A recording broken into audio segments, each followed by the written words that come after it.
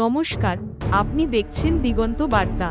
আজকের প্রধান খবরে ভারত পাকিস্তান সীমান্তে উত্তেজনার মধ্যেই বড় ঘোষণা। পাকিস্তান আনুষ্ঠানিকভাবে ভারতের কাছে যুদ্ধবিরতির আহ্বান জানিয়েছে। মার্কিন যুক্তরাষ্ট্রের মধ্যস্থতায় দুই দেশের মধ্যে তাৎক্ষণিক সংঘর্ষবিরতিতে সম্মতি হয়েছে। জানা গিয়েছে, মার্কিন প্রেসিডেন্ট ডোনাল্ড ট্রাম্প এবং মার্কিন পররাষ্ট্র দপ্তরের চাপেই এই সমঝোতা সম্ভব হয়েছে।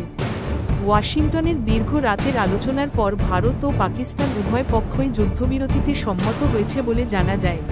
পাকিস্তানের উপপ্রধানমন্ত্রী ও পররাষ্ট্রমন্ত্রী ইসহাক দার জানিয়েছেন, পাকিস্তান সবসময়ই শান্তির পক্ষে, তবে সার্বভৌমত্ব নিয়ে আপোস করা হবে না।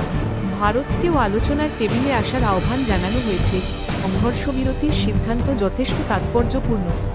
মার্কিন পররাষ্ট্র দপ্তর জানিয়েছে, এই সমঝোতা শুধু গুলি বন্ধ রাখাই নয়, বরং ভবিষ্যতে আলোচনার পথ তৈরি করবে। আগামী কয়েকদিনেই স্পষ্ট হবে এই সমঝোতা কতটা কার্যকর হয়। আপনারা দেখে চলুন দিগন্ত বার্তা। এই সংক্রান্ত সমস্ত আপডেট পেতে সাবস্ক্রাইব করুন আমাদের ইউটিউব চ্যানেল। লাইক দিন, শেয়ার করুন এবং মতামত জানান কমেন্টে।